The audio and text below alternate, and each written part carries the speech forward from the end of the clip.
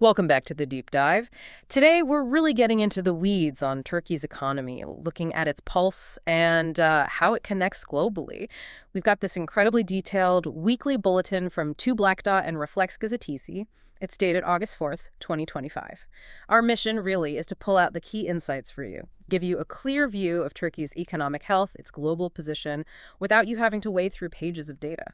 Okay, let's unpack this. Exactly. And it's not just about the numbers in isolation, is it? It's about seeing how they, link together, how one thing impacts another to give us that whole picture. That's the goal. So let's dive straight in. A big headline from the bulletin, Dziś tikare dengezi bozuluyor. Basically, the foreign trade balance is getting worse, and the June 2025 numbers really show why. Exports, they were up 7.9% year on year, hitting $20.5 billion, respectable. But then you look at imports. They surged, up 15.2% annually to $28.7 billion. So the bottom line is a trade deficit of $8.2 billion. That's a massive jump, 38.8% bigger than last year. And maybe more telling, the coverage ratio, how much exports cover imports, it dropped down to 71.5%. Well, that's a bit of a warning light, isn't it? It really is. But here's where it gets nuanced. The bulletin points out something crucial.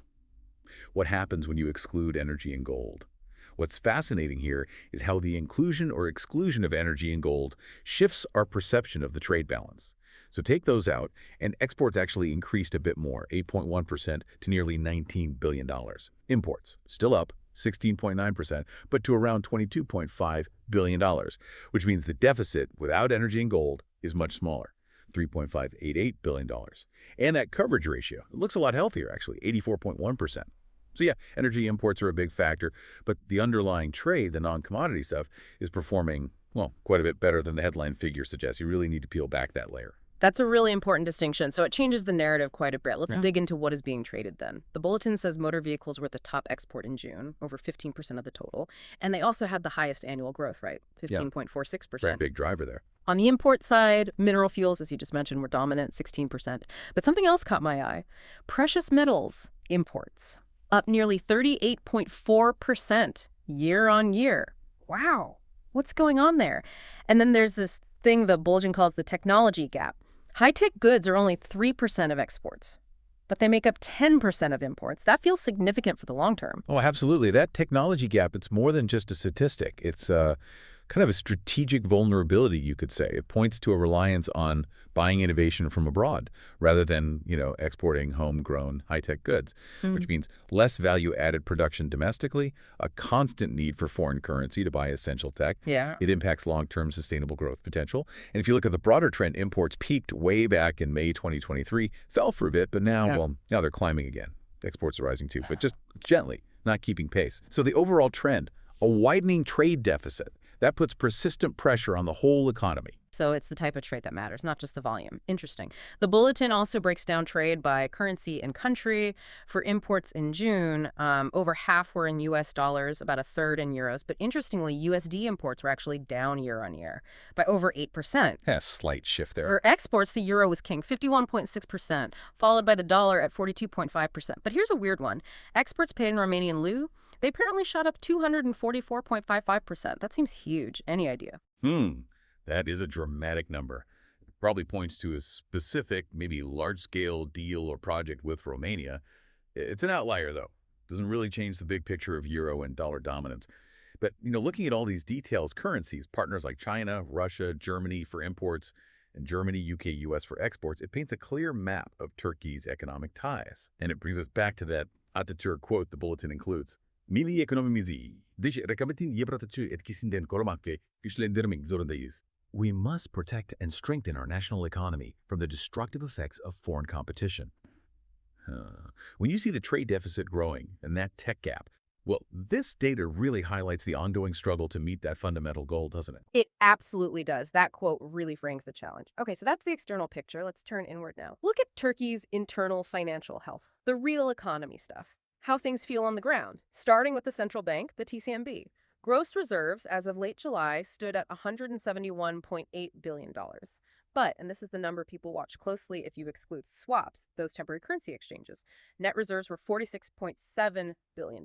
And the KKM scheme, Yeah. The FX protected deposits. That volume decreased slightly by 3.4% to 489 billion lira. Here's where it gets really interesting. What do these reserve numbers, especially the net figure, tell us? They're absolutely critical. That swap excluded net reserve figure, it's often seen as, well, a more realistic measure of the central bank's ability to intervene, to manage the currency. It's their readily available firepower, so to speak. And the KKM decrease, even if it's just 3.4%, it's significant because that scheme was such a cornerstone of policy for a while. It might mean it's less attractive now, or maybe the bank is starting to, gently unwind it. Yeah. If we connect this to the bigger picture, look at the banks. Their overall net profit actually dipped 4.5% in the second quarter, down to 206.3 billion lira. But on the flip side, there were some positive foreign inflows that week in late July. $106 million into government bonds, the DBS, and $205 million into stocks. Small amounts, maybe, in the grand scheme. Right. But these capital flows are crucial for understanding investor confidence, right? Right. And they bring in vital foreign currency. Right, so a bit of a mixed bag financially. Okay, now let's shift to the real economy. Manufacturing, jobs, confidence. How's that looking? The ISO manufacturing PMI for July, that dropped to 46.7. And anything below 50 means contraction, so slow down. Definitely a signal of cooling activity. Yeah, and capacity utilization, how much factories are actually producing versus their potential, that also dipped to 74.1% economic confidence index, down 2 to 96.3. So sentiment is taking a hit. And jobs. The official unemployment rate in June rose to 8.6%. But the bulletin highlights this broadly defined unemployment figure. It's at 32.9%. That's nearly a third of the potential workforce facing some kind of unemployment or underemployment. Huge. It's a huge. And these numbers, the PMI contraction, the falling confidence, those stark employment figures, they really show the impact on people's everyday lives. When factories slow down, when confidence drops, it hits jobs, it hits wages. And layer on top of that, inflation. The Istanbul CPI for July, up 2.6% just in 1 month. That pushed the annual rate to 42.5%. 42.5%. And the bulletin points out this hunger threshold. The bare minimum a family of 4 needs just to avoid hunger. It reached 26,413 lira. Compare that to the minimum wage. There's a gap of 4,309 lira. This raises an important question. What does the gap between the minimum wage and the hunger threshold tell us about daily life for many families? It's a stark indicator of the pressure people are under. That hunger threshold gap, wow, it really brings home the cost of living struggle. It's not abstract economics, it's can you afford food? And speaking of how people perceive things, the bulletin talks about a serious divergence in inflation expectations. This is fascinating. So the market people, the financial sector, they expect inflation around 23.4%. But the real sector, business making stuff, they're thinking more like 39.0%. And then households. Everyday people. They expect 54.5% inflation. That's a massive spread. What does that divergence mean? It's incredibly important. This divergence suggests a lack of consensus on the future, which can directly influence spending and investment decisions. It points to maybe a deterioration in pricing behavior, like everyone's guessing differently. If households expect prices to soar, they might rush to buy things now, right? Which, ironically, can push prices up faster. Or they might just clamp down on spending altogether out of fear. It makes managing the economy much, much harder when expectations are so fragmented.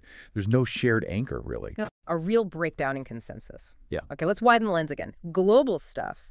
How are international events playing into this? Moody's upgraded Turkey's rating from B1 to B3. Sounds good, but they changed the outlook from positive to stable. So what's the catch? Well, the upgrade itself is positive. It acknowledges some progress, some reforms. But shifting the outlook to stable from positive basically means Moody's is saying, okay, things are better, but we don't necessarily expect them to keep getting significantly better at the same pace. It suggests caution, maybe some remaining risks or uncertainties. Got it. Okay, trade wars. U.S. customs tariffs, the average is up to 15.2%, and the IMF noted China's exports to the U.S. dropped because of tariffs.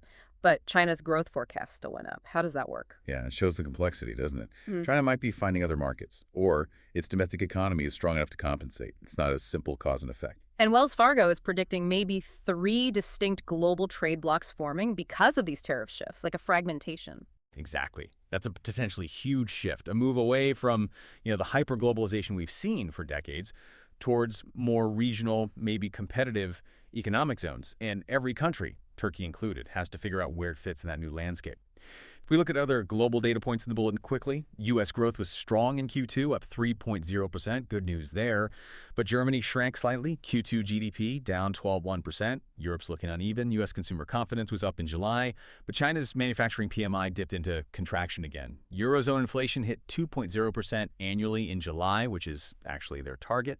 And U.S. unemployment ticked up just a bit to 4.2%. So you see, it's a real mixed bag globally. Different regions, different speeds, different challenges. It's messy. It definitely is messy. Okay, let's ground this all in the very latest market movements. The bulletin gives us closing prices for August 1st, 2025. Currency, dollar lira at 40.60, a small rise. Euro lira down a bit to 47.14 stocks. The BST 100 index in Istanbul, basically flat but slightly positive at 10,747. Commodities, Brent crude oil up to $69.51. Gold also up $3,363 an ounce. Silver, though, dipped to $37.03. And risk, Turkey's 5-year CDS, the cost of insuring its debt, that went up to 277.69 basis points. So perceived risk increased. Yep, a slight uptick in risk premium there. Globally, the dollar index, the DXY, strengthened to 98.68. And the VIX, the fear gauge, that rose too to 20.37. Markets are a bit nervous. They certainly seem to be. These market indicators are like the nervous system of the economy, reacting to all the data we've just discussed. They're twitchy. Other little signals in there, copper futures were down, sometimes seen as a sign of slowing global industry. And the Baltic Dry Index, shipping costs for raw materials, that also decreased. Again, maybe hinting at slower global trade flows. And investment-wise, it's interesting. The number of people directly investing in stocks dipped slightly, but the total amount invested went up. And investment funds saw more investors and more money flowing in. So maybe a shift, people moving towards funds rather than picking individual stocks. It suggests, capital is still active, but perhaps seeking diversification or professional management. Fascinating nuances there. Okay, so we've covered a lot of ground. So what does this all mean? I think what this deep dive really shows is that understanding the economy, Turkey's or any other, it's less about single numbers. It's more about seeing the intricate dance between them all. From the trade balance issues, that tech gap we talked about, the internal pressures like inflation expectations being so divided, manufacturing slowing, and then layering on those global shifts, the trade tensions, the different growth rates around the world. It's all connected. Hopefully, breaking it down like this helps you see those connections more clearly. Absolutely. And perhaps a final thought to leave you with. This deep dive highlights how local economic indicators are increasingly intertwined with global events. Consider how a single shift, like the rise in global tariffs we discussed, can ripple through a nation's trade balance, affect its currency, and ultimately impact its citizens' daily lives, that hunger threshold we mentioned. So maybe ask yourself, what other global trends, perhaps ones not making the front pages every day, might be quietly shaping the economic landscape you live in? That's a great question to ponder. Thank you for joining us on this deep dive.